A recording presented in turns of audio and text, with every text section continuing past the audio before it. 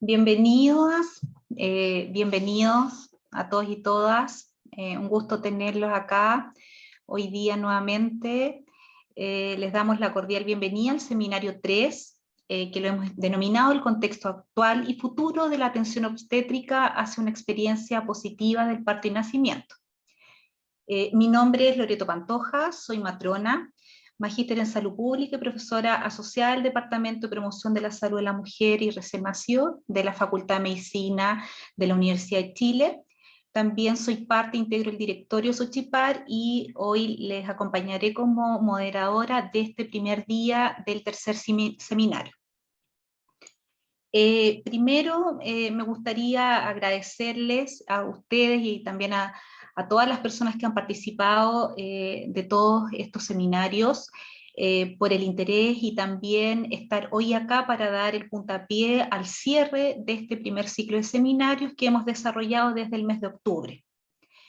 En el seminario 1 analizamos el problema de la sobremedicalización del parto y nacimiento y sus consecuencias como un problema de salud pública.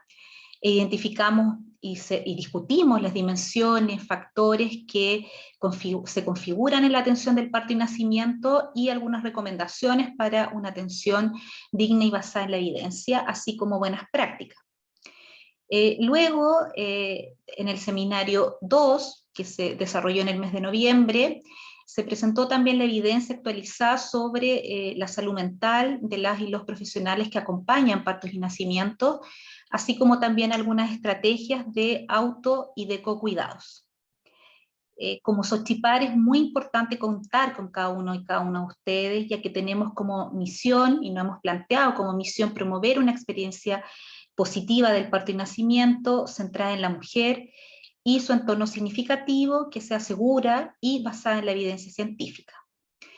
Es por eso que este seminario ya se han planteado algunos objetivos, como que seamos capaces de adquirir herramientas para ejercer una atención de salud obstétrica con enfoque de derechos humanos y enfoque de género, revisar también el estado actual de la atención obstétrica en nuestro país, también en comparación con modelos del resto del mundo, e integrar una mirada salutogénica del nacimiento también como factor promotor de la salud de la diada. Les voy a explicar un poco, quizás ya han participado en los anteriores seminarios, pero es importante quizás repetirlo, que a ustedes, ¿cierto?, se les envió una invitación a sus correos para unirse al módulo de Classroom de este seminario, y ahí, por supuesto, pueden encontrar más detalles del programa, también bibliografía que se ha dejado disponible y que es recomendable que puedan revisar para poder complementar lo que escuchemos, ¿cierto?, en las presentaciones de los expertos y las expertas. Y también, bueno, está el link de Zoom, como están hoy día acá conectados, y también para la próxima sesión. Todo este material va a estar disponible para ustedes de manera sincrónica, o sea, por supuesto lo pueden revisar ahora o durante esta semana, y también posteriormente van a encontrar la grabación de esta sesión, que también va a estar disponible por un par de semanas para ustedes. Durante las presentaciones, nuestros expositores, expositoras, les pedimos que mantengan su micrófono silenciado. Pueden ir dejando sus comentarios en el chat y también preguntas que vamos a discutir, a contestar al final de la presentación, o también pueden realizar sus consultas en el espacio de preguntas, pidiendo la palabra y así activando sus micrófonos. Siempre, ¿cierto?, conversamos y les pedimos que al momento de sus intervenciones siempre mantengamos el respeto para tener finalmente un espacio que sea enriquecedor y sano en el diálogo entre todas y todos. También recordarles que este seminario va a ser certificado, por lo que al finalizar las sesiones, en el chat, para que estén atentos y atentas, se va a enviar un formulario de asistencia que tienen que llenar y que va a ser lo único que va a respaldar la asistencia a esta sesión. Y así van a recibir su certificación al haber participado en las dos sesiones. Quizás, bueno, como les decía, el material estaba ya durante esta semana en Classroom y a lo mejor ustedes revisaron el programa. Hoy día también quiero partir contándoles que va a haber una pequeña modificación del programa. Vamos a solo tener una conferencia, dado que el conferencista, el colega, ¿cierto? El matrón Rodrigo Neira tuvo una dificultad un poco importante a nivel familiar y por lo tanto esa conferencia la vamos a incluir en la próxima sesión, así que eso va a hacer que quizás la sesión de hoy día también sea más corta. Bueno, para iniciar la sesión me gustaría invitar las voy a dejar con las palabras de bienvenida de la presidenta y fundadora de Xochipar, Lorena Binfa. Ella es matrona, magíster y doctora en salud pública y profesora titular de la Universidad de Chile. Bienvenida, Lorena. Muchas gracias, Loreto. Muchas gracias a todos y todas. Estoy muy contenta nuevamente de estar aquí y muy agradecida de todos quienes nos han querido acompañar y ser parte de este ciclo de seminario.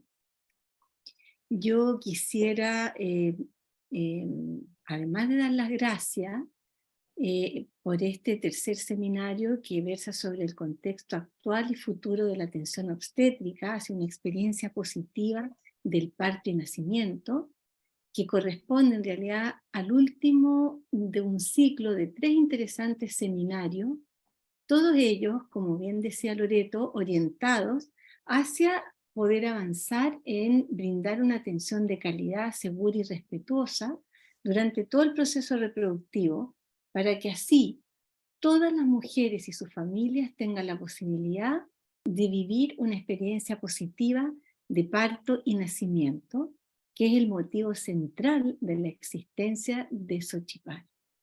Como presidente y socia fundadora de Xochipar, Sociedad Chilena de Parto y Nacimiento, y en nombre de toda la sociedad, les damos la más cordial bienvenida, así como también invitarlos a las próximas actividades que programamos y que pronto les anunciaremos.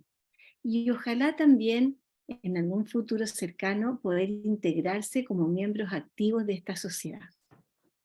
Como Xochipar, creemos firmemente que el sistema de salud chileno, que se encuentra muy bien organizado en red, que además cuenta con recursos físicos y humanos suficientes en cantidad y calidad, el recurso humano chileno es un profesional y un equipo altamente competente, puede, y no solo puede, debe dar un salto cualitativo que permita brindar una atención de calidad.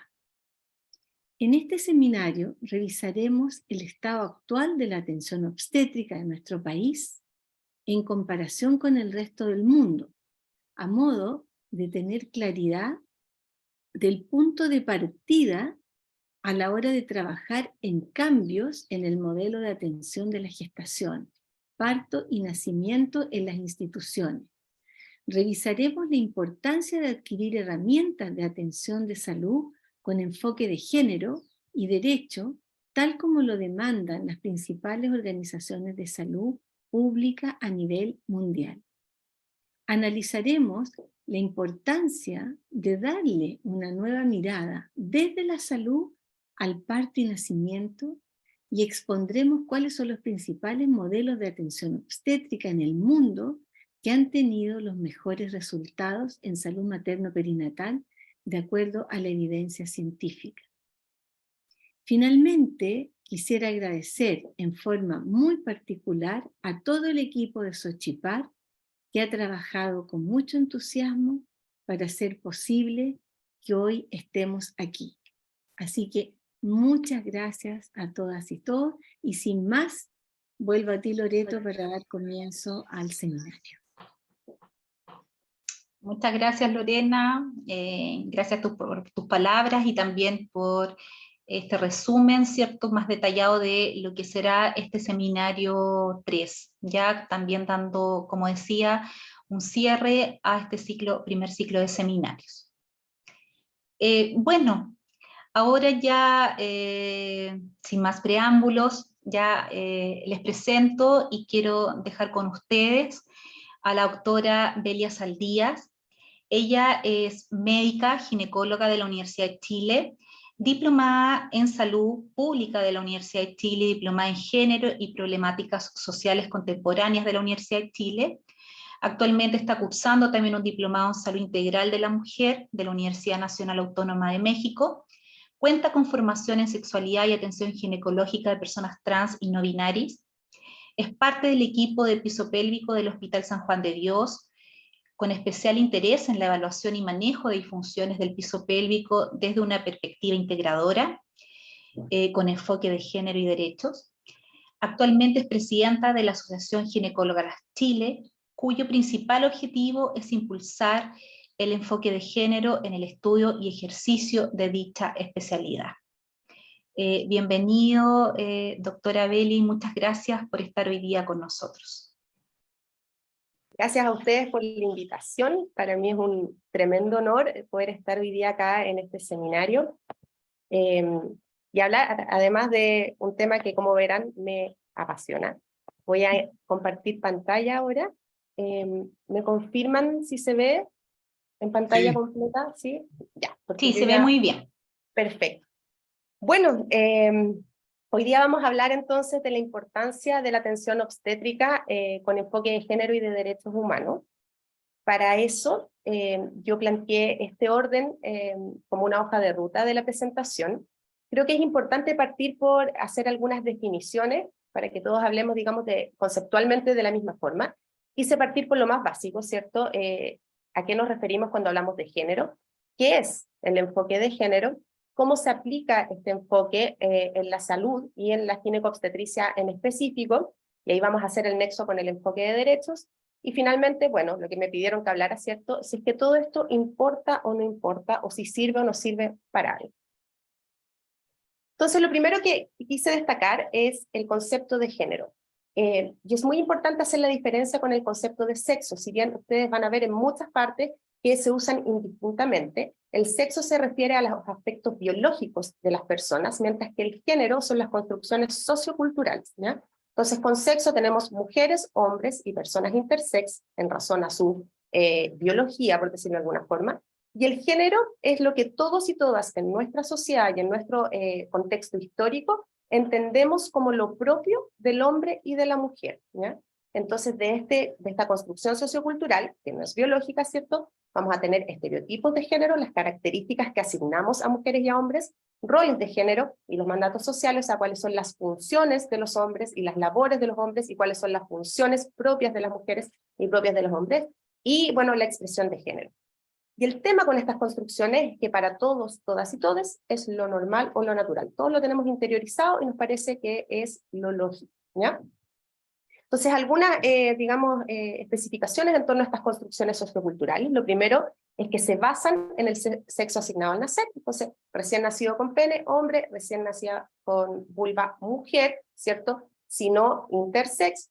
Y en torno a ese aspecto biológico que existe, por supuesto que existe, y hay diferencias, se asignan, digamos, expectativas socioculturales para esas personas, ¿ya? Es ciego en general la intersexualidad, o sea, no se ha considerado históricamente como parte de la normalidad biológica y por lo tanto es patologizante para las personas intersex. Es absolutamente binario, hombre-mujer, nada más entre medio ni por fuera, y es cis heteronormado. O sea, en general las construcciones socioculturales asumen que todas las personas son cisgénero, o sea, que se identifican con el sexo asignado al nacer, y además que son heterosexuales en su orientación sexual.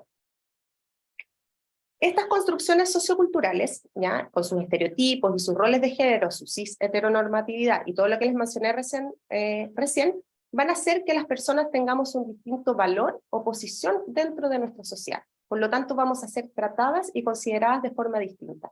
Y para algunas mujeres, por ejemplo, esto significa que son subestimadas, pueden ser menospreciadas, subordinadas, etc., ¿ya? Finalmente, ¿esto en qué termina? Termina en discriminaciones, en inequidades, injusticias, brechas e incluso violencias en razón de estas construcciones socioculturales. Y ahí viene el concepto de violencias de género, que es importante destacarlo también cuando trabajamos sobre todo con mujeres y con personas de la diversidad sexogenérica, ¿cierto? Las violencias de género son actos dañinos dirigidos contra una persona o un grupo de personas en razón de su género, o sea, debido a estas construcciones socioculturales, ocurren en el ámbito público o privado.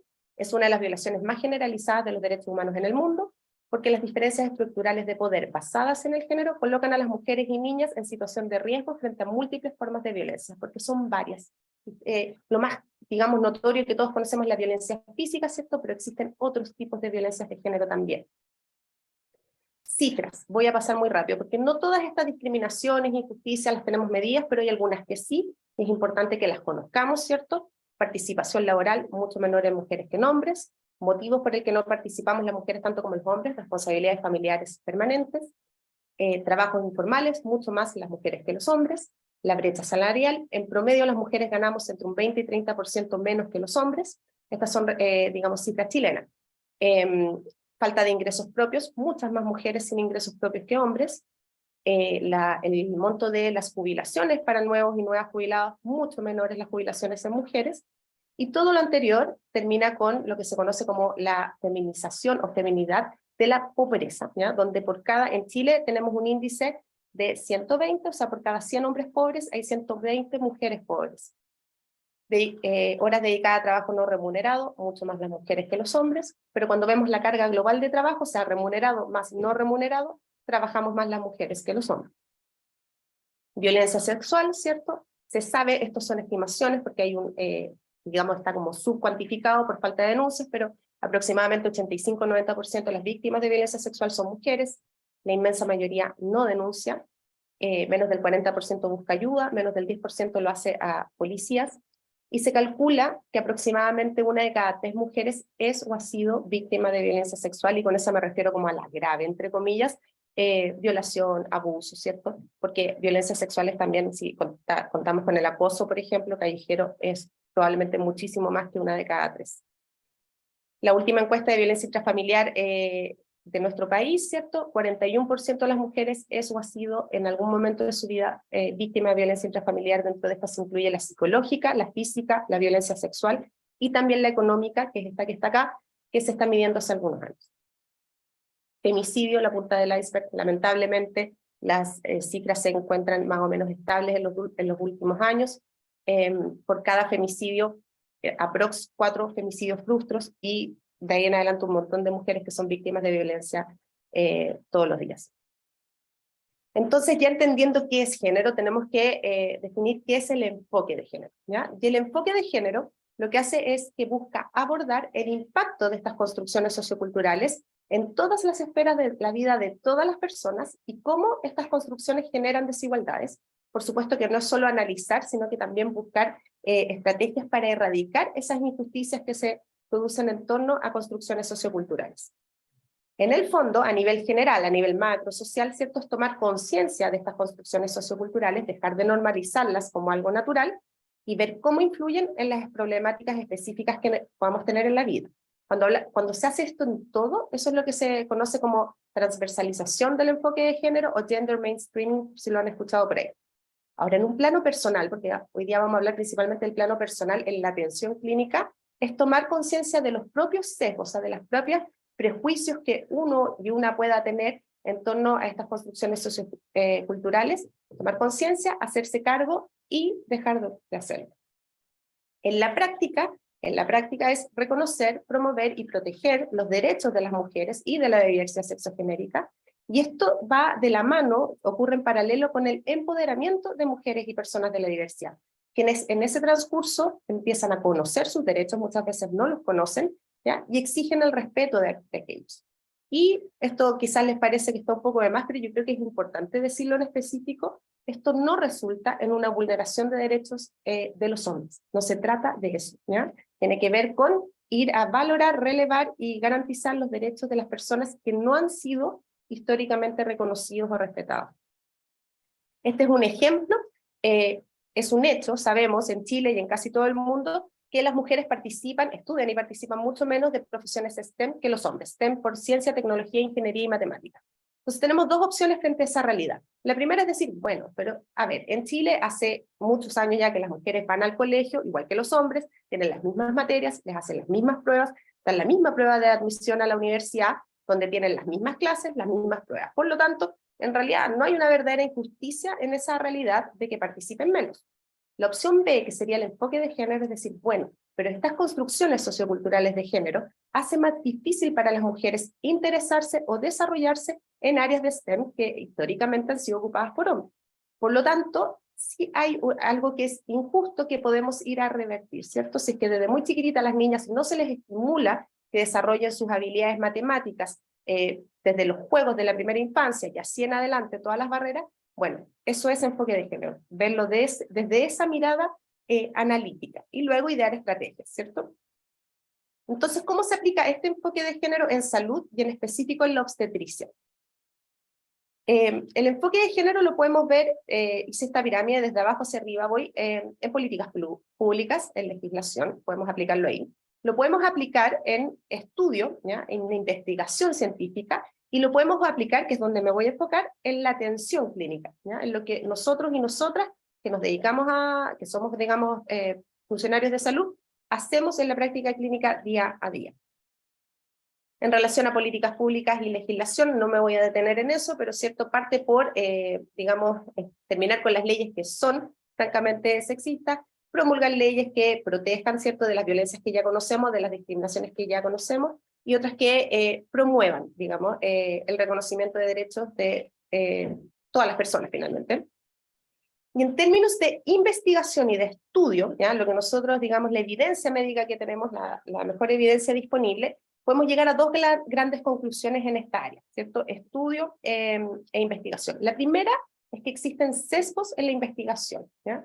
Esto está muy documentado, a quien le interese este tema puedo compartir harta bibliografía, pero las mujeres históricamente hemos sido subrepresentadas en los estudios clínicos. Entonces las conclusiones que se sacan de esos estudios clínicos no necesariamente aplican para la salud de nosotras. El ejemplo clásico, enfermedad cardiovascular, infarto, ¿cierto? Los estudios hechos en hombres, se decide cuál es el mejor tratamiento y se le da a las mujeres, que no necesariamente es el mejor tratamiento para ellas, ¿ya? Para nosotras.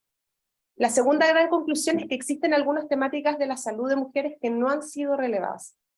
Porque uno podría decir, bueno, obstetricias son solo mujeres, así que ¿qué importa que haya sesgos, digamos, de género en la investigación? Sí, se hace todo mujeres. Bueno, existen algunas temáticas de salud que son específicas de nosotras, que en realidad no se han investigado, no se han estudiado históricamente. Acá traje algunos ejemplos, me imagino que se les ocurren muchos más, pero dentro de estos, sexualidad, salud menstrual, la atención de las víctimas de violencia sexual, salud mental perinatal, duelo gestacional, experiencia de parto, ¿ya? Su relevancia, la neurobiología del parto más allá de la fisiología de la contracción, ¿cierto?, en el útero, y por supuesto que puerperio y lactancia, desde un punto de vista mucho más integral que lo que históricamente se ha estudiado y que yo por lo menos aprendí en mis clases. Creo que eso está cambiando. Ahora, en la atención clínica propiamente tal, son tres las grandes conclusiones a las que podemos llegar cuando aplicamos el enfoque de género. Lo primero es que el género es un determinante de salud, o sea, toda esta visión sociocultural de lo que se cree propio de la mujer, de lo que se espera de la mujer, de su rol en la sociedad, eso determina su salud, un determinante de salud social. Lo segundo es que existe un trato desigual en las atenciones de salud, ¿ya? En torno a género, y que existe un distinto acceso, demanda a los servicios de salud. Vamos a ver en específico a cada uno muy cortito. Entonces, lo primero, determinante salud. El clásico ejemplo, salud mental. Sabemos que las mujeres tienen más patología de salud mental que los hombres, sabemos que tienen más trastorno de la conducta alimentaria. ¿Será algo biológico o tendrá que ver con estas construcciones socioculturales de género? Todas esas cifras que yo les mostré y otras cosas que no están cuantificadas, ¿no harán esperable que las mujeres tengan más patología de salud mental? Y en ginecología, ¿cierto?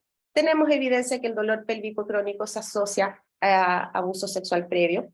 Tenemos evidencia de que el abuso sexual se asocia también a otras, digamos, morbilidades del área de la ginecología, no solamente dolor pélvico crónico, sino que dispareunia, ¿cierto? Dismenorrea, sangrado uterino anormal, incontinencia urinaria, etc.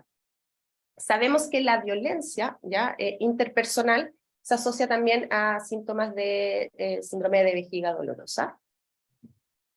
Y en el fondo lo que sabemos es que la falta de poder sobre la propia sexualidad tiene como consecuencia una mayor probabilidad de enfermar. Y esa falta de poder sobre la sexualidad no es solamente que podamos, digamos, ser violadas, ¿ya? Que quizás es como la parte más grave de esa falta de poder, porque bien, digamos, todos y todas las que trabajamos en sexualidad y digamos, en el área de salud sexual y reproductiva de mujeres, sabemos que las mujeres muchas veces, no todas por supuesto, pero muchas mujeres no tienen poder sobre su propia sexualidad en sus relaciones de pareja, ¿ya? Y eso va a aumentar la probabilidad de que tengan algunas enfermedades, por supuesto que sí, ITS, embarazos no planificados, embarazos adolescentes, abortos inseguros, patología de salud mental, dolor pélvico crónico, disfunciones sexuales, patología cervical y probablemente muchos otros que en este momento no estoy relatando. Segunda conclusión que había mencionado, existe un trato desigual en las atenciones de salud en razón de género. Todos y todas lo hemos visto, ¿cierto? En general a las mujeres se nos trata distinto el trato coloquial, que uno podría decir, bueno, no es tan terrible, ¿cierto? Yo lo puse todo en masculino acá, porque son palabras que clásicamente, con las que clásicamente sí nos referimos a las atenciones de salud a las mujeres, pero no a los hombres, o menos por lo menos, ¿ya? Y el tema, porque uno puede decir, bueno, ¿qué importa si es con cariño? El tema es que esto denota algo por detrás, ¿ya? Que tiene que ver con la subestimación, con el paternalismo, la infantilización de la mujer por sobre la de los hombres, o sea, ocurre más en mujeres que en hombres, una cierta desconfianza en la sujeta mujer, ¿cierto? Y por supuesto, finalmente, la apropiación de sus procesos de salud. Y eso lo hacemos nosotros y nosotras cuando trabajamos, y todos y todas lo hacemos, porque en parte lo hemos aprendido así, porque lo tenemos normalizado también. Este estudio ya viene un poquito a demostrar eso recién del año pasado, porque yo les había mostrado recién que el género puede determinar una diferencia, ¿cierto?, en probabilidad de enfermar. Y también les había dicho que hay muchas conclusiones que se obtienen de estudios clínicos que no aplican a mujeres porque han sido hechos en hombres. Pero ¿qué pasa cuando un hombre y una mujer tienen exactamente el mismo cuadro clínico? En este caso, por ejemplo, dolor torácico, ¿ya? A las mujeres se les diagnostica menos.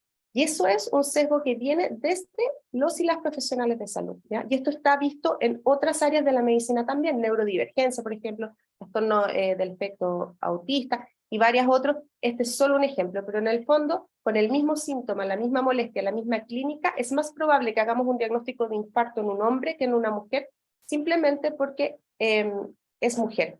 Y eso nos tiene que hacer repensar en, ¿les creemos menos? Consideramos, digamos, menos válida su sintomatología. Eso tiene mucho que ver con sesgos propios, ¿ya? Por último, existe un distinto acceso o demanda a los servicios de salud en torno a género, o sea, hombres y mujeres acceden de forma distinta o tienen una distinta demanda. Esto tiene que ver con tres cosas principalmente. Lo primero es que puede haber un menor acceso. Mi realidad no lo permite, porque estoy ocupada en otras cosas, cuidando a otros, etcétera, o no quiero asistir a un espacio donde se me maltrate o se me discrimine, ¿ya? Hay un estudio bien interesante de la doctora Crispi, que es en pandemias del año 2020, de cómo, bueno, todos y todas perdimos posibilidad de diagnóstico, digamos, oportuno de patologías que son tiempo sensibles, o sea que el pronóstico depende mucho de cuánto nos demoramos en hacer el diagnóstico. Hombres y mujeres, ¿ya? Se perdieron muchos diagnósticos. Sin embargo, el impacto es mucho mayor en mujeres. Eso tiene que ver probablemente con que mujeres no pudieron acudir porque estábamos en cuarentena, niños sin clase, etc. O sea, es multifactorial, solo por decir un ejemplo. Lo segundo es que existe una falta de educación sobre la propia salud y sobre todo sobre la propia salud sexual y reproductiva en las mujeres, entendiendo que el primer derecho sexual y reproductivo es la educación, y que esa educación, si es que no es completa y veraz, por supuesto que vamos a considerar que ciertas cosas que nos ocurren pudiesen no ser normales cuando lo son, o al revés, ¿ya? Normalizar cosas que son patológicas. Por último, los estereotipos y roles de género fabrican o desestiman necesidades de salud, y eso es desde las usuarias, las pacientes, y desde nosotros y nosotras también. Cuando llevamos esos estereotipos y roles de género a la atención clínica, podemos desestimar de repente o incluso patologizar algunas situaciones de la paciente. Entonces, habiendo aplicado el enfoque de género desde el punto de vista analítico, identificando, ¿cierto?, los problemas que podemos tener en torno a género, bueno, viene la pregunta de qué hacemos, ¿cierto? ¿Qué hacemos para revertir, digamos, estas cosas que hemos visto que ocurren en la práctica clínica? Lo primero que les dije es que el género era un determinante de salud, y eso lo podemos corregir primero estudiando, ¿ya?, de género, saber de género, qué es lo que pasa con los hombres y las mujeres en nuestra sociedad, y eso incluirlo dentro de la ecuación. Y para eso traje solo un ejemplo, pero esto, digamos, ejemplos podríamos hacer miles. Cada vez que nos enfrentamos a una mujer en una atención clínica, nosotros sabemos, ¿ya?, que aproximadamente el 30% es o ha sido víctima de violencia sexual, y que de esas personas más o menos la mitad tiene trastorno de estrés postraumático, con reexperimentación, evitación e hiperalerta. Eso ya da una conclusión de que 1 de cada 5 mujeres que una ve en la práctica clínica puede tener un trastorno de estrés postraumático por violencia sexual. Es muchísimo, es un 20%. ¿Ya? Y nosotros y nosotras las vamos a examinar.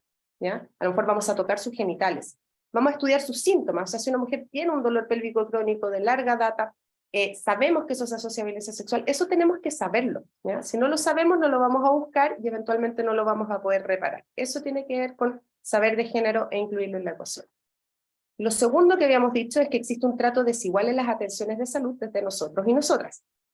Y eso lo vamos a corregir, y acá es donde hago el nexo con enfoque de derechos, con atenciones de salud que sean libres de sesgos, que tengan enfoque de derechos, y sobre todo libres de sesgos de género, o sea, no, digamos, considerar distinto o subestimar a las mujeres en sus atenciones de salud.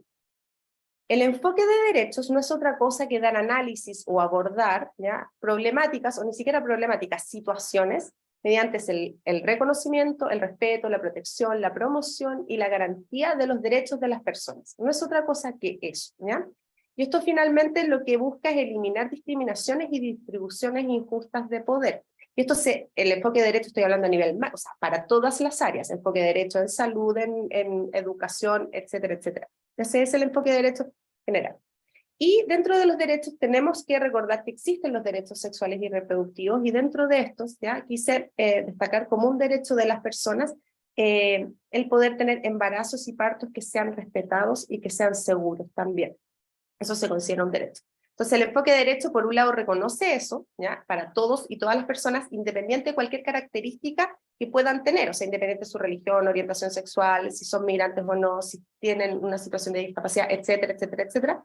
Se reconoce ese derecho y el camino, digamos, el proceso para llegar a ese, digamos, esa satisfacción o esa garantía de ese derecho es reconociendo todos los demás derechos, con enfoque de derechos. O sea, el proceso es muy importante. Y en ese sentido se contrapone con el clásico enfoque, que es el enfoque de necesidades, que ve a las personas como receptoras pasivas o beneficiarias de ciertas ayudas, ¿ya? O ciertos beneficios que se les puede entregar, mientras que en el enfoque de derechos las personas son titulares de derechos, por lo tanto son agentes activos en sus propios procesos, por ejemplo, en sus procesos de salud.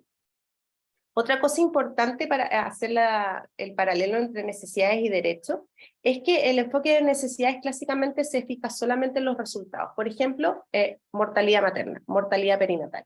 En el caso del enfoque de derechos, por supuesto que nos vamos a fijar en eso, ¿cierto? Es deseable tener buenos resultados, pero nos vamos a fijar en cómo llegamos a esos buenos resultados. Y que eso sea mediante el reconocimiento y el respeto de las personas, o sea, de los derechos de las personas en sus atenciones de salud. Aquí, digamos, distintos grupos de personas que podríamos decir que clásicamente no han visto sus derechos respetados como otras personas, y por lo tanto el enfoque de derechos hace un énfasis en estas personas mediante lo que se llama acciones afirmativas. Finalmente tiene que ver con hacer un poquito el cambio paradigmático del modelo biomédico a un modelo que es biopsicosocial. Bueno, en la parte clínica, propiamente tal, cuando uno está ahí trabajando, este es un checklist que traje que es de la FIGO, ¿ya? La FIGO tiene este checklist que es como derechos a respetar en una atención de salud. La verdad es que es un poco difícil ir trabajando y como tiqueando ahí los cuadraditos, a pesar de que es de toda lógica.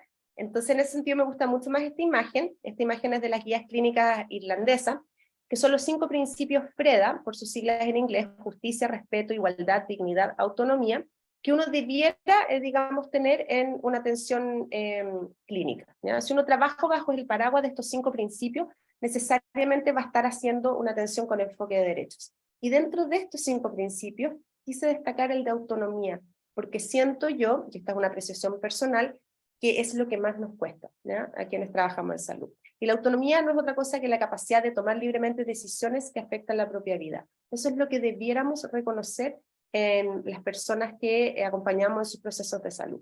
Y hay distintos tipos de autonomía. En general, en atenciones de salud nosotros trabajamos con la autonomía física o corporal, ¿ya? Pero está también la económica y la de toma de decisiones o política. Ahora, esto quise, digamos, decirlo específicamente médicamente, ¿esto significa que estamos obligados, obligadas a hacer todo lo que los y las pacientes quieran?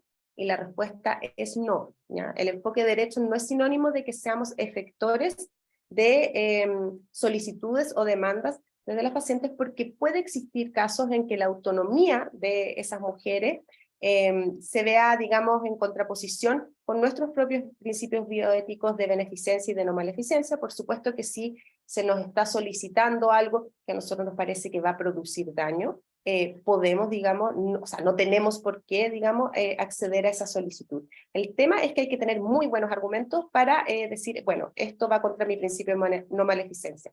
Y eso no es otra cosa que medicina basada en la evidencia. O sea, tenemos que tener evidencia de que lo que me están solicitando produce daño, ¿ya? Y no que simplemente a mí no me gusta, o yo creo que para ti no es mejor esto porque creo que sé más sobre cómo debieras actuar en tu vida. O sea, buenas razones. Muy cortito, ciertas, digamos, cosas que están en las recomendaciones de los enfoques de derecho de las atenciones de salud, cuando conversamos con pacientes, digamos, siempre, sobre todo en la toma de historia, no asumir nada, sobre todo en torno a sexualidad y reproducción, ¿ya? Despojarnos un poquito de estos estereotipos que teníamos y no juzgar, ¿ya? Y todo esto hacerlo en un lenguaje que sea respetuoso en todo momento, ¿ya?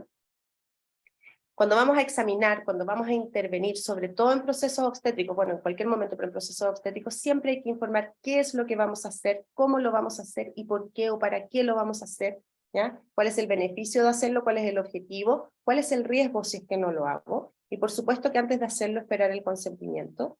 Hacerlo en un ambiente seguro, digamos un ambiente seguro, yo me refiero a un lugar protegido de la privacidad y del pudor de la persona que está en su atención de salud.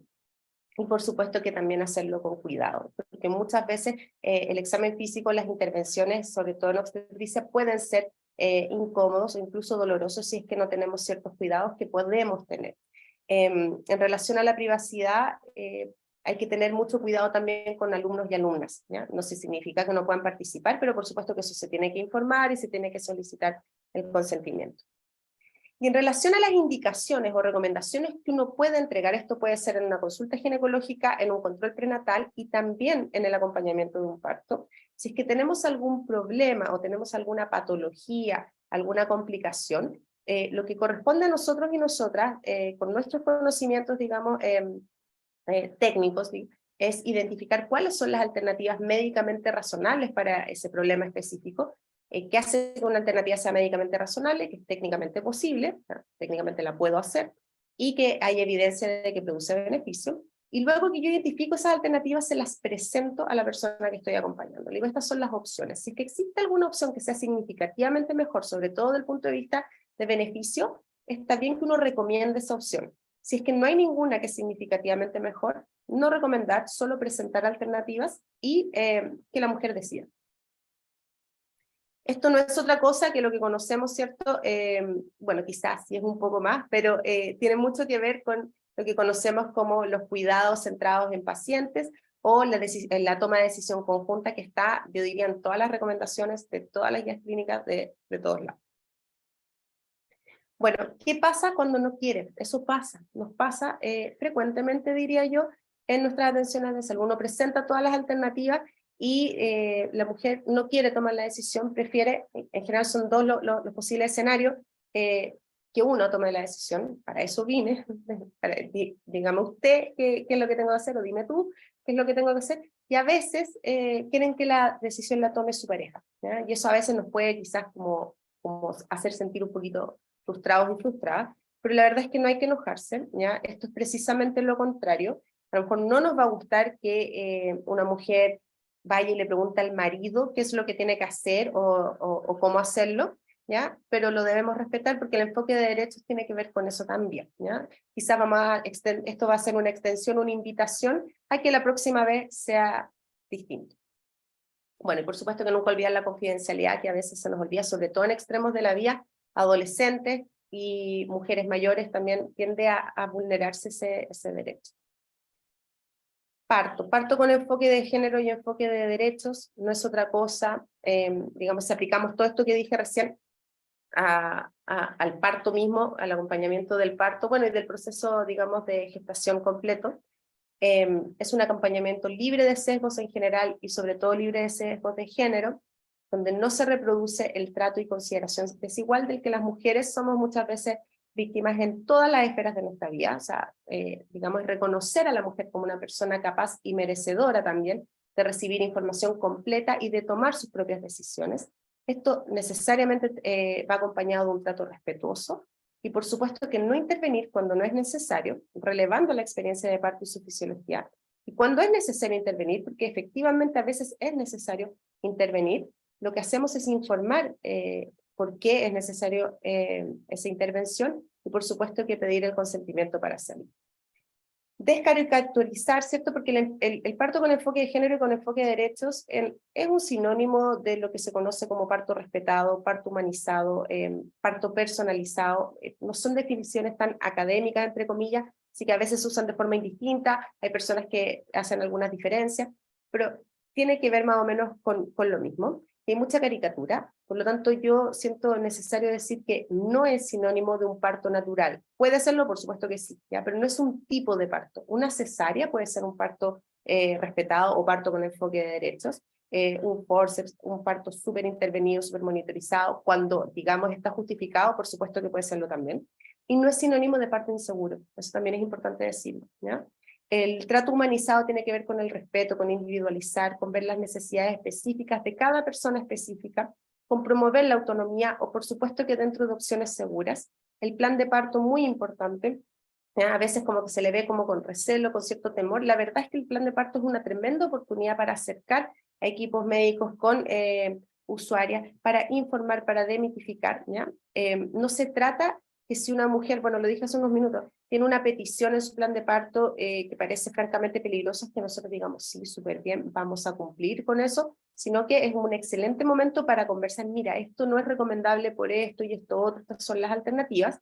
Estamos todos de acuerdo, yo creo, en que la inmensa mayoría de las veces las mujeres van a decir, perfecto, lo saco, entendí, ¿ya? Y por supuesto que cuando hay intervenciones que son necesarias de hacer, o sea, el enfoque de derechos tiene que ver con recomendar esas intervenciones y hacerlas, por supuesto que sí. Bueno, solamente digamos como para traer ahí como la base de que estos son recomendaciones internacionales, desde digamos OMS en adelante, no es algo que viene desde un activismo como más político, sino que tiene que ver con recomendaciones que existen, ¿ya? De hecho fue el motivo del Día Mundial de la Seguridad de Pacientes de OMS del año 2021, o sea, se centraron en eso. Y aquí, digamos, algunas láminas que tienen que ver con eso mismo, ¿ya? Con el cuidado centrado en paciente, desde antes del embarazo hasta el posparto, etcétera, respeto, ¿cierto?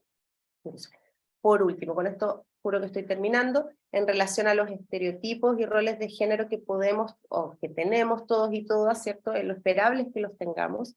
Tenemos que actuar bajo evidencia, lo he dicho un poquito antes, pero es muy importante defendernos un poco de esas creencias, ¿ya? No es que no esté bien que tengamos nuestras creencias personales, nuestra propia forma de querer vivir nuestras vidas, nuestra sexualidad y nuestra reproducción. Tiene que ver con, en el momento de una atención clínica, trabajar bajo evidencia médica, y no bajo lo que yo creo que debiera, o cómo debiera comportarse o ser la persona que tengo al frente. Entonces, hacerse ciertas preguntas. ¿Tengo ideas preconcebidas de cómo debiera comportarse una mujer? ¿Tengo ideas preconcebidas de cómo debiera vivir su sexualidad una mujer? ¿O cómo debiera vivir sus procesos reproductivos una mujer? Y probablemente sí, porque todos y todas las tenemos, ¿cierto? Tenemos esas ideas como preconcebidas. Luego hay que preguntarse, bueno, ¿estas ideas son relevantes desde el punto de vista médico? Y la respuesta casi siempre es que no, ¿ya? Por ejemplo, si una mujer tiene múltiples parejas sexuales, eso, por supuesto que debe ir acompañado de ciertas recomendaciones, prevención de infecciones, etcétera, pero no tiene que ver con que uno juzgue o dé la instrucción de hacer un cambio en eso, ¿ya? Y eso es para los dos lados, y lo quise poner en específico, porque a veces hay personas que se confunden y creen que esto tiene que ver, sacarse los estereotipos y roles de género en torno a sexualidad y reproducción, con fomentar, digamos, que las mujeres se liberen desde el punto de vista de sexualidad y reproducción. Puede ser eso en algunos casos, ¿ya? Pero no es eso, o sea, es al revés también. Si una mujer, por ejemplo, tiene el concepto, por el motivo que sea, de virginidad o algo así, esto no se trata que en ese caso yo le voy a decir, no, tú estás equivocada, las mujeres debieran tener una sexualidad de otro tipo, más plena. O sea, eso se respeta también, es para todos lados. Bueno, y finalmente, para cerrar, ¿para qué sirve? ¿Importa o no importa aplicar el enfoque de género, el enfoque de derecho en la atención de gestaciones, de trabajos de parto y puerperio?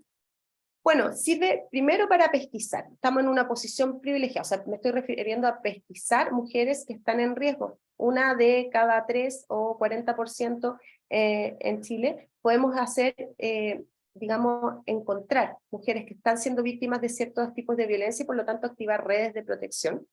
También sirve para no perpetuar, ¿ya? Digamos, estas construcciones socioculturales injustas. Por supuesto que no ejercer, ¿cierto? No ser parte del sistema que subestima, subordina o incluso violenta a las mujeres, y todo lo anterior va a llevar necesariamente a disminuir y ojalá erradicar estas injusticias en torno al género, ¿ya? Que eso incluye el empoderamiento de la mujer en su atención de salud. Ella, digamos, se le reconoce como una persona digna de recibir información, de tomar decisiones, y eso probablemente ella lo va a empezar a transmitir a otras áreas de su vida también. Bueno, si eso no es suficiente, yo quisiera decir en específico que el enfoque de género y enfoque de derecho obtiene mejores resultados de salud. O sea, si eso nos interesa, por supuesto que sí. ¿Por qué? Porque mejora la adherencia a los controles, ¿ya? Las mujeres, vemos relatos de mujeres o de personas de la diversidad sexogenérica que dejan de controlarse porque sienten que no han sido escuchadas o que han sido retadas o que en el fondo digamos, incluso han sido como discriminadas en los espacios de salud, ¿ya? Entonces dejan de ir, dejan de controlarse, ¿ya? Nosotros y nosotras como funcionarios de salud sabemos más, porque sabemos de género, sabemos de estas cosas, por lo tanto obtenemos mejor información, tenemos mejor comunicación con las personas a las que atendemos, hacemos mejores preguntas, ¿ya? Por lo tanto diagnosticamos más, diagnosticamos mejor, realizamos mejores manejos, ¿ya? Se obtienen mejores resultados también porque contribuimos, ¿ya? A disminuir estas inequidades, al disminuir patologías, ¿ya? Eso es parte también de los resultados del enfoque de derechos y enfoque de género. Las mujeres están más informadas, pensando en gestaciones, en sus controles prenatales reciben mucha mejor información, se puede trabajar en el plan de parto, y esto también va a ayudar para el momento, si es que eventualmente existiera una emergencia obstétrica, esa mujer llega con mejor información para tomar las decisiones con mayor prontitud y no enfrentarse también al o la funcionaria de salud, que tiene que ver con lo siguiente, ¿cierto? Porque mejora esa relación funcionario-usuaria o la relación médico-paciente, que es lo clásico que se dice, que aumenta las confianzas. Y quizás lo más importante, porque cuando aplicamos este enfoque, respetamos y favorecemos el curso fisiológico del parto, ¿ya? Cuando es posible, ¿cierto? Dentro de un marco de seguridad, y mejora la experiencia de parto. Y ya lo han visto, digamos, en el primer seminario, y seguirá en la segunda parte de este seminario, que es la próxima semana con la doctora Venegas, la tremenda relevancia que tiene, ¿cierto?, la experiencia de parto en la vida de las mujeres y sus hijos y hijas. Quiero terminar leyéndoles textual esta que es de la FIGO, ¿ya? La FIGO es la Federación Internacional de Ginecología y Obstetricia. Ellos dicen, abordar la asistencia sanitaria a las mujeres basándose en los derechos humanos significa dar poder a las mujeres para que tomen decisiones informadas sobre su vida y su cuerpo sin discriminación ni coacción. El reconocimiento, la promoción y la protección de los derechos humanos de las niñas y las mujeres es fundamental, tanto en el ámbito mundial como en el nacional.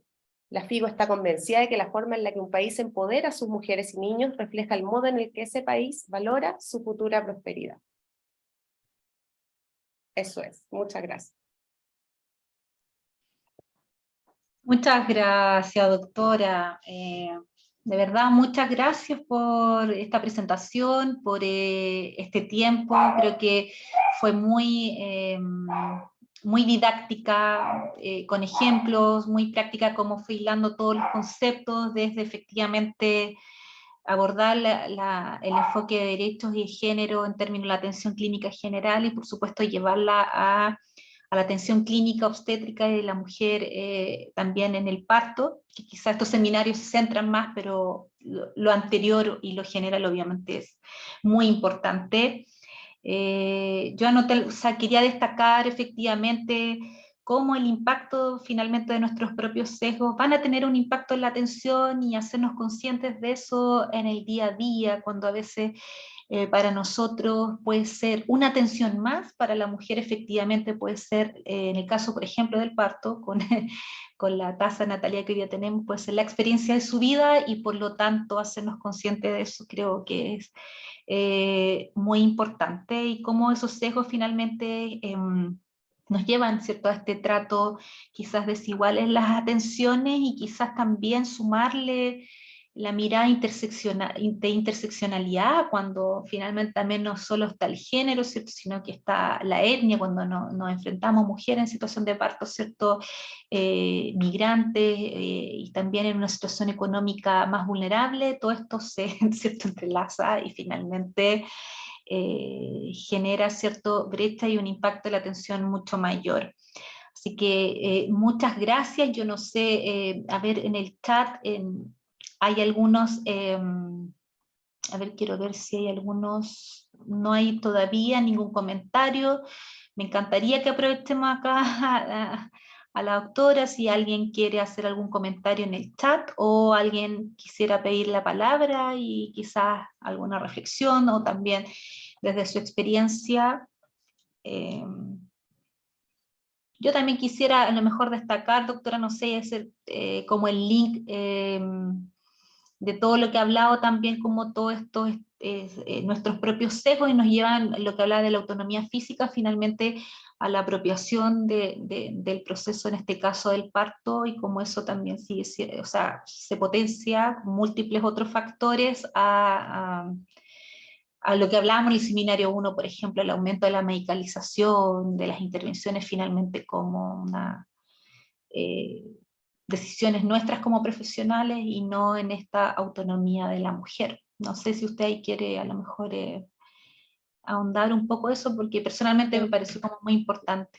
Yo creo que eso quizás es lo más importante cuando pensamos o cuando hablamos de enfoque de género en obstetricia, ¿cierto? Devolver un poco el protagonismo a la mujer y la confianza también en el proceso mismo, en el proceso mismo y en las mujeres. Porque finalmente cuando tomamos todas las decisiones digamos, y limitamos, porque también tiene que ver con eso, no es solamente no reconocer la autonomía en, en ofrecer alternativas, sino que también en negar, ¿ya? Eso lo vemos, yo creo que todos los que hemos estado en esto día a día, negar solicitudes sin ningún sustento, ¿ya?, de que esa solicitud pudiese producir algún problema, simplemente porque podemos, porque finalmente estas cuestiones tienen que ver un poco con eso, con poder y sobre todo con subestimación, si finalmente es eso. Y es una extensión de la subestimación de las mujeres a nivel social, a nivel global, en toda nuestra sociedad. Entonces tenemos que todos y todas empezar a confiar en que las mujeres pueden tomar sus decisiones, que se pueden informar, ¿cierto? Con un enfoque interseccional, por supuesto que sí, yo creo que es súper importante y que bueno, agradezco que lo hayas mencionado, Loreto, porque no todas las mujeres somos iguales. Y hay mujeres que tenemos... O sea, si los sesgos a nosotros, mujeres blancas, de un nivel, nos impactan, hacernos conscientes del impacto que genera en una mujer migrante de otra es brutal. Es mucho más, y no existe buen análisis interseccional en nada, porque, por ejemplo, o sea, a lo más llegamos a mujer y nivel socioeconómico, ¿ya? De repente como mujer y quizá migrante, ¿ya? Pero si uno empieza a poner todas las aristas, digamos, digamos sociales, porque en general son sociales, y empieza a entrecruzarlas, claro, es tremendamente complejo, pero efectivamente estamos en distintas situaciones de vulnerabilidad, ¿ya? Y eso hace que tengamos que, quienes hacemos, digamos, acompañamiento, tengamos enfoques que son las famosas acciones afirmativas que mencioné por ahí a la rápida, lo que tiene que ver con hacer algunas cosas distintas, ¿ya? Y eso no es en perjuicio de quienes no tienen esas características, más bien todo lo contrario, es hacer cosas para que esas personas que están en desmedro puedan tener lo mismo que las otras personas no tienen, ¿ya? Porque a veces se entiende al revés. Esas son las acciones afirmativas. Entonces, un ejemplo que yo siento que sirve mucho, por ejemplo, en personas trans, hombres trans, en los hospitales normalmente uno se preocupa de que no estén en la sala de ginecología rodeados de mujeres y de guaguas, ¿cierto? Eso es una acción afirmativa, ¿ya? Y eso es de toda lógica, digamos, es un respeto a esa persona, a su identidad, ¿cierto? Y a cosas que lo pudiesen o no vulnerar. Así que yo creo que, bueno, volviendo a lo anterior, claro, los sesgos que todos y todas tenemos, en el fondo es eso, hacerse cargo, o sea, tomar conciencia de eso, repensarlo, y cambiar algunas cosas que además hemos aprendido.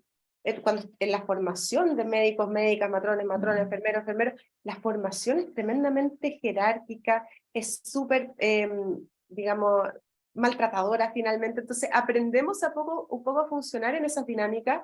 Me imagino que lo conversaron en el seminario anterior, y yo no puedo estar ahí en ese momento, y por supuesto que eso también lo reproducimos en el momento de, digamos, de la atención. la atención, ¿ya? Entonces es súper multifactorial.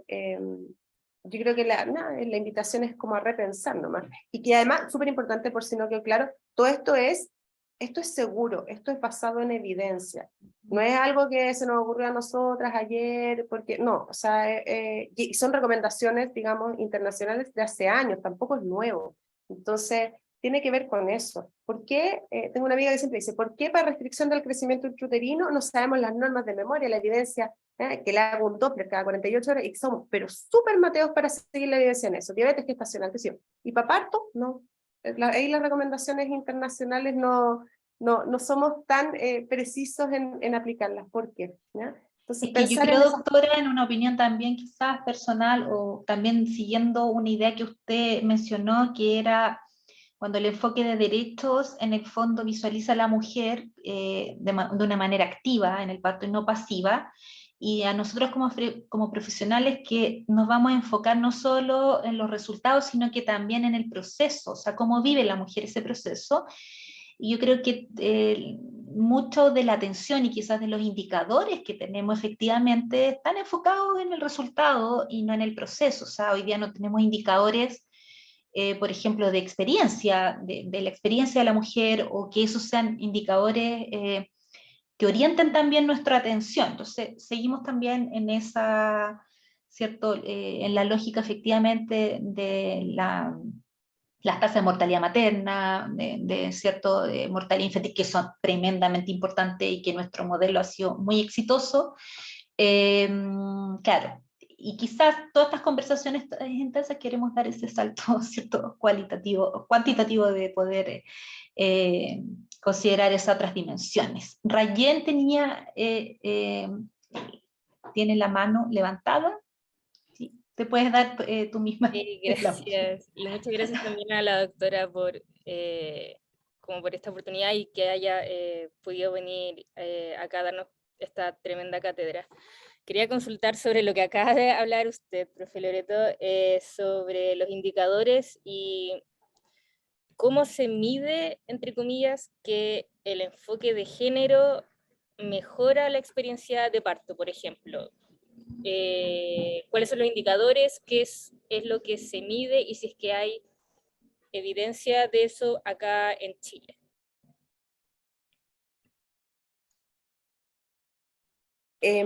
A ver, voy a partir por lo último. O sea, en el fondo, así como evidencia, si uno quisiera una evidencia, digamos, de muy buena calidad, sobre todo en Chile, no vamos a tener. Muchas de estas cosas, la verdad es que son como conclusiones a las que uno llega, pero no hay como un doble ciego, es que tampoco sería ético hacerlo, ¿cierto? Donde ya, a ellas las vamos a atender con enfoque de derecho, a ellas no, y vamos a ver, ¿no? No es posible tener, digamos, buena evidencia en eso, pero en el fondo el enfoque de derecho y de género tiene que ver, digamos, con seguir las recomendaciones, ¿ya? Y sabemos que esas recomendaciones obtienen buenos resultados o mejores resultados. Y sabemos que finalmente esto tiene mucho que ver con la sobreintervención, ¿cierto? Y que eso va a empeorar los resultados. Entonces finalmente son como pequeños saltos que nos vamos dando de tomar algunas conclusiones, entendiendo que va a haber evidencia de muy buena calidad que nunca vamos a tener. Habiendo dicho eso, yo creo que parte de todo, en el fondo, hacia donde tenemos que ir trabajando es que efectivamente empecemos a tener indicadores, lo que decía Loreto también recién, porque ¿importa la mortalidad materna y perinatal? Por supuesto que sí, tenemos buenos índices en general, pero cómo llegamos está perfecto, porque ¿qué sacamos con que una mujer tenga un parto, ¿cierto? Y al segundo día se va a su casa con su guagua en brazos, y uno dice, oh, parto vaginal, mamá y guagua sana, bravo, bravo, y esa mujer llega, digamos, o sea, tuvo una pésima experiencia de parto, ¿ya? O sea, eso por supuesto que también es relevante, y va más allá de satisfacción usuaria, porque muchas veces como que se reduce a eso, así como que, oh, hagamos encuestas de satisfacción usuaria, o esto mejora la satisfacción usuaria, es mucho más que eso, es salud, porque sabemos que la experiencia de parto tiene que ver con salud de la diada, ¿cierto? Entonces, bueno, hay cosas que yo siento que podemos avanzar un montón en diagnosticar, en medir, y hay otras cosas que no tanto, ¿ya? Pero digamos en lo que estamos ahora, estamos quizás partiendo. Muchas gracias, doctora. Bueno, acá en el chat, ¿cierto? Seca doctora, agradecer tan valiosa instancia, valorando, ¿cierto?, este espacio que también a veces parar y poder conversar y, es importante. Les recuerdo que han dejado el link para la asistencia, para que después no se vayan a desconectar sin la asistencia, y Rayen, si le podemos dar la palabra a Evelyn Enríquez. Hola Evelyn, muchas gracias por estar acá. Hola. Quería, bueno, agradecer la instancia y también en relación a esto de los datos, que es como difícil igual como tener datos y recoger datos, quería compartir un poco que estoy trabajando ahora aquí en Brasil, y acá un parámetro que se usa mucho y que creo que es súper efectivo es que acá las usuarias pueden, por ejemplo, consultar los índices de cesárea que tienen cada profesional.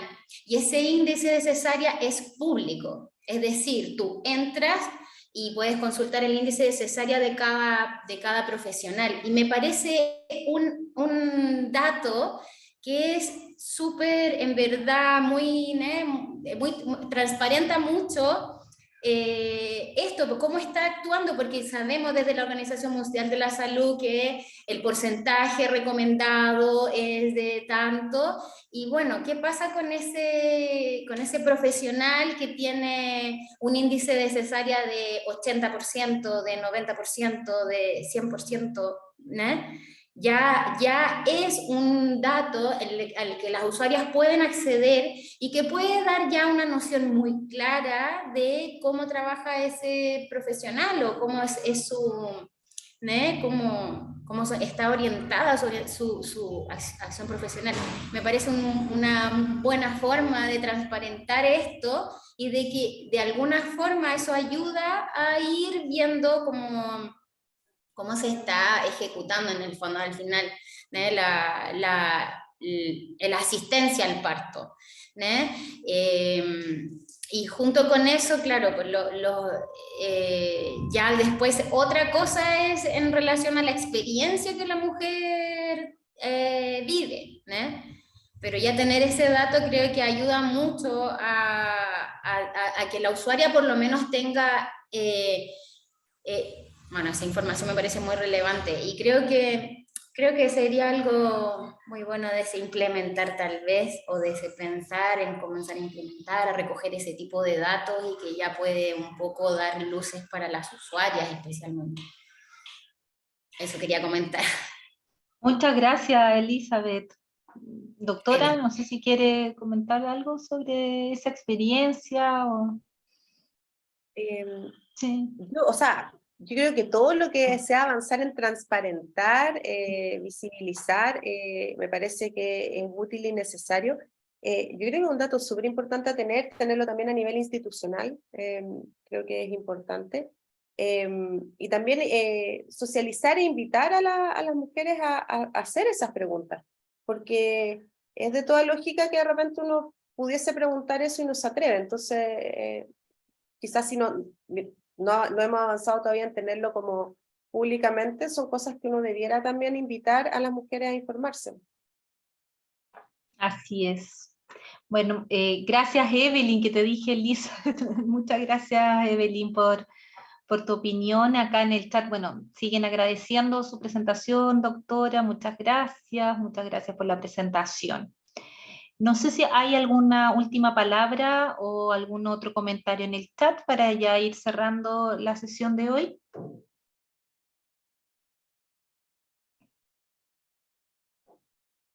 ¿No? Bueno, doctora, yo creo que Xochipar, todo el equipo, sabíamos que hoy iba a ser muy importante, muy enriquecedor y así fue, así que muchas gracias por haber estado hoy día con nosotros, con nosotras y esperamos que no sea la última. Así que, de verdad, muchas gracias. No, gracias a ustedes por la invitación. Yo encantada. Y bueno, gracias a todos y todas por estar hoy día nuevamente. Les recuerdo entonces que la grabación de esta sesión va a quedar en el Classroom por si quieren revisarla nuevamente. Y recuerden la próxima sesión sincrónica de este tercer seminario, el próximo martes 13 de diciembre, donde va a estar presente también, bueno, la doctora Marcia Venegas, como han visto en los posts en Instagram, ¿cierto? El matrón Rodrigo Neira de el MinSal y también el doctor Cristian Figueroa de también MinSal y la profesora también Lorena Binfa, que ustedes ya la conocieron, presidenta de Xochipar. Ahí esperamos que siga siendo una instancia enriquecedora para ustedes, así que tengan una excelente semana y nos vemos. Muchas gracias.